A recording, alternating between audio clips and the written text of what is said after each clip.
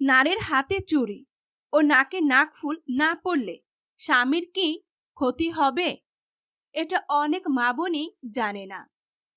মা বোনের জানা দরকার যে তাদের এই সামান্য ভুলে তার স্বামীর অমঙ্গল হবে কিনা।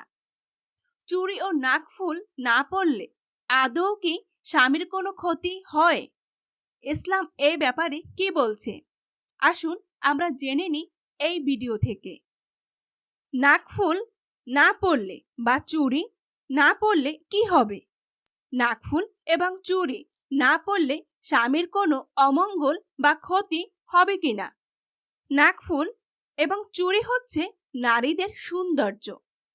নাকফুল পরলে নারীদেরকে অনেক সুন্দর লাগে এবং চুড়ি পরলে নারীদের সৌন্দর্য বৃদ্ধি পাবে।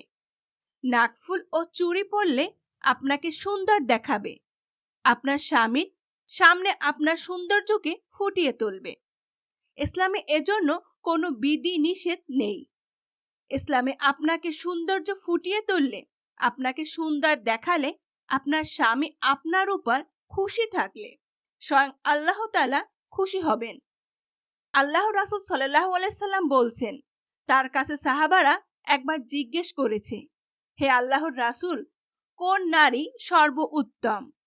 তখন আল্লাহর রাসূল সাল্লাল্লাহু আলাইহি সাল্লাম বলছেন, যে নারী তার স্বামীর সামনে তার সৌন্দর্য ফুটিয়ে তোলে, ওই নারী সর্বোত্তম।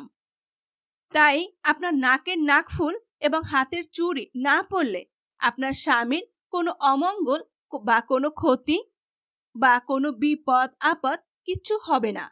এরকম কোনো বিধিনিষেধ ইসলামে নেই। মোট কথা, ইসলাম সৌন্দর্যকে পছন্দ করে আর আল্লাহ তাআলাও খুশি থাকেন।